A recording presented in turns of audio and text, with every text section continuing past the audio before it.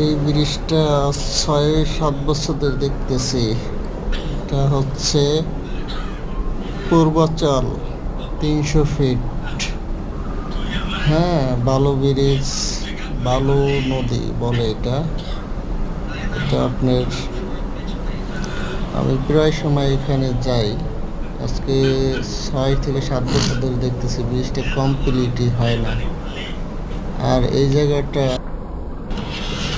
এই জায়গাটা